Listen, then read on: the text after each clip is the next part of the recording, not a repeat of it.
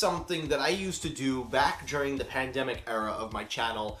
I used to have a segment on my show called Let's Be Real. It fell under the Technoid banner, where I would basically talk to you guys in an unscripted format and basically just give my opinion on things going on.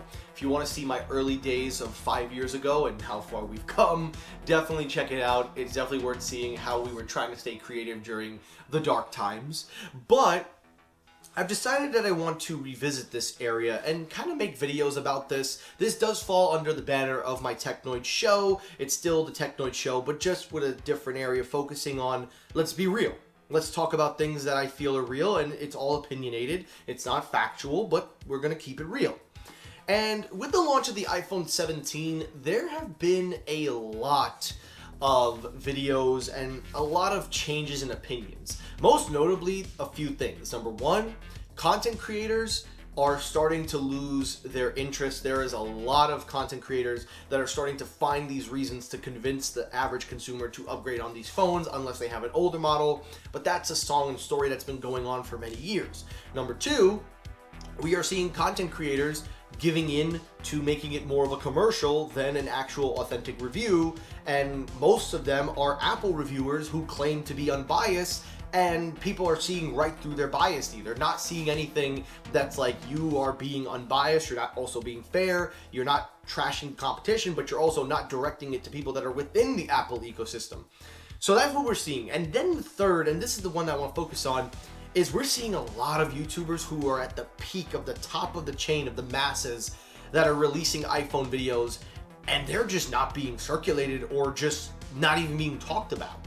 And one content creator in particular who I want to talk about in this episode, and I've been meaning to do videos like this, and again, this is just my opinion. This is not a fact. This is not to take a dab at their personality or the person. This is just to talk about their videos and the content of their channel, and nothing to do with their personality or their character. I just want to put that out there, that I respect every individual that I talk about. I respect what they bring to the table, but if I'm going to talk about something, I'm not going to come at your character or who you are as a person unless you're a scumbag. That's just plain and simple. But Unbox Therapy, one of the biggest names in the tech world, one of the biggest, if not one of the pillars of the tech world for almost a decade, has all of a sudden just fallen off the face of the earth. And if you watch any of his new content, you'll notice he's got over 20 million subs, had such a huge following. He was averaging millions of views on daily at times. Now he's barely breaking 1 million. He still averages 1 million here and there, but he's barely at the peak of where he once was. And if you read the comments in most of his videos, starting from a particular time to now, you kind of start to see people are falling out of love for Lou and what he does. But before I talk about where this might have all gone wrong, let me take you back to when Lou, Unbox Therapy, was the peak. When Lou started doing his iPhone videos, specifically the iPhone 6 bend test that put him on the map, that skyrocketed him to be a household name for every tech YouTuber. I myself, I was 16 years old in high school when the iPhone 7 came out, and the iPhone 8 and iPhone 10, and the new MacBooks with a touch bar. Lou was the first person that I would think of if I'm going to watch a video, because his videos were unique. He brought a different vibe, he brought a different perspective, he brought something that felt so different, where you have the iJustines, the MKBHD, the John Morrisons, Austin Evans, you have all these people, some of them you don't even know about anymore, but where he differed, he brought that feel of like high energy with a little bit of flair. He brought something that felt so unique. Even though it was so professional, it felt like he was down to earth with people. And his content from those days, from the Note 8, the S8, the S9, the iPhone 10, the iPhone XS, the iPhone 7, all of his videos, the MacBook Pro, every video he had felt like he was down on our level. And when I say our level, I'm not referring to me. I'm referring to the average and general consumer. People that have those extra hard-earned dollars that they work so hard towards. That's when you knew Lou was speaking to those people. And it worked. It put him on the map. He was so popular, it got to the point where he had DeMar DeRozan. If you are that popular, you managed to get DeMar DeRozan. If you can get just one celebrity on your channel, you know you've made it. Thankfully, I had John Prosser, but DeMar DeRozan sounds really cool. And Lou peaked. He was still peaking even after his peak. He just did it.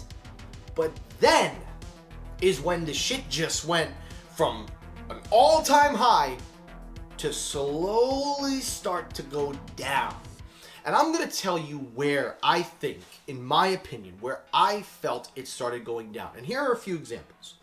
Number one, his new videos.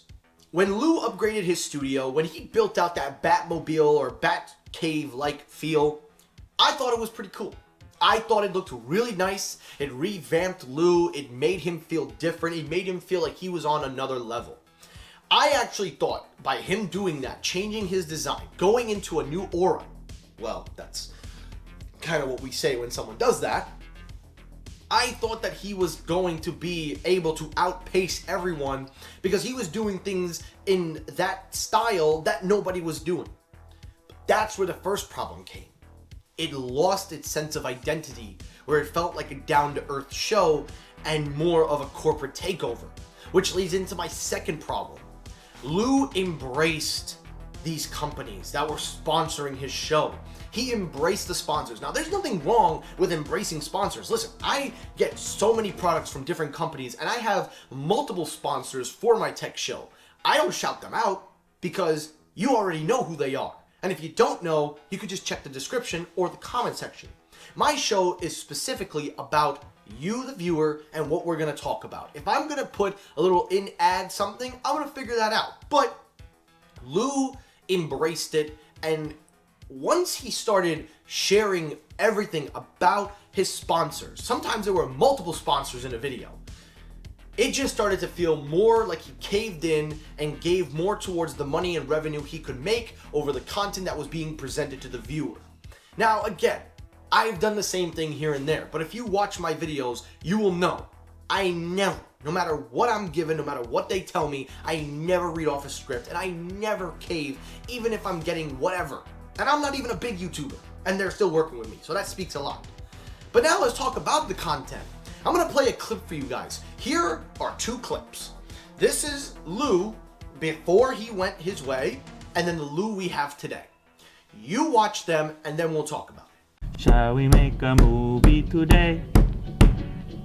So as you're well aware, there is a brand new iPhone, actually a few of them. They're gonna be hitting the streets real soon, and you've got a bunch of questions about them. I did too, so I did a bit of research in order to figure out some things that you should probably know before you get yourself either an iPhone 8, an 8 Plus, or of course, the iPhone 10, the fanciest of the bunch, in case you decide to go caseless. Actually, you know what? I guess you do see some spots like this. And by the way, if you want to pick up a later case, you can order that right now for any of these models. 17, Pro, Pro Max, the Air, we've got them all over here. Especially for the Air, where you're going to want to maintain the thinnest profile possible. There's no other material that's going to achieve that for you other than this Kevlar right here. And speaking of Kevlar, we also launched a new cable. This thing is incredibly robust. Look at that. You can immediately see the dynamic in his energy, the dynamic in his feelings of how he talks. You can see that Lou no longer has that passion or fire that he once did. Now listen, he's been on the internet for almost 20 years now, almost. And it's not easy. I myself have been on the platform, and even I've had those moments where I don't feel energetic or I don't feel passionate. But one thing that I managed to do, regardless of where you're at, I always try to gear towards things that excite me. Lou has made so many videos, but the problem is, the videos he's making, they don't feel like he's making it for the viewers anymore. It feels more geared towards the company, like they're telling him what to do. You can sense his energy and his passion is not there. You can sense that he's getting paid to do this and he doesn't really want to. And the videos that he does want to do, you'll notice the difference in the viewership. And then you take a look at his latest one, the iPhone 17 lineup. It's like, is this even Unbox Therapy anymore? Is this Lou later? And the subscribers are even starting to notice. Everybody, again, you look at his comment section, look at the drop in his views. He's still got millions of subscribers, but his views, his viewers are turning off. And I am one of those people that have been turned off for many years. I've said it many times. Unbox therapy, and in the past, I said, is losing his way. I remember I was 21 years old when I made this claim, and I got attacked. And that's not even to mention the other stuff that he's been involved with. The Lou Later case debacle, the Pataka situation that he got himself in. And then, you know, just to round it all off, it's just, he doesn't sound like he wants to do it. It's only because he's getting paid to do it. Now, again, that is his bread and butter. I can't fault a YouTuber for doing those things to make their living. But you, the content creator, have to be able to want to do it. And if you're not showing it with the way you present yourself, people are going to notice that. And that's exactly what's been happening.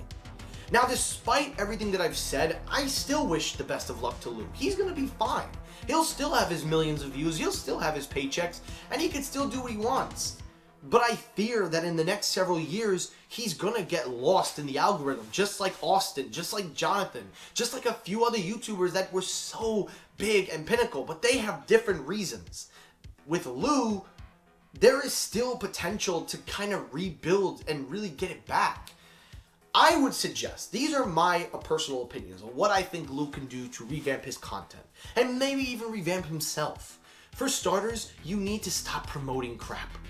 Make the videos and focus on who you're making them for. Are you making it for the advertisers, or are you making it for the viewer? That's the first thing. Number two, I love the studio. I think it's a great studio. He's probably putting thousands into it, but you gotta make it feel like people are on a down-to-earth basis with these videos. You wanna have a nice background? Look at me. Look at what I did. But you wanna make it feel like people can relate to you? You have to make it relatable. Don't just do it and then talk all about your sponsor. Talk about the product, talk about the value, talk about what people need.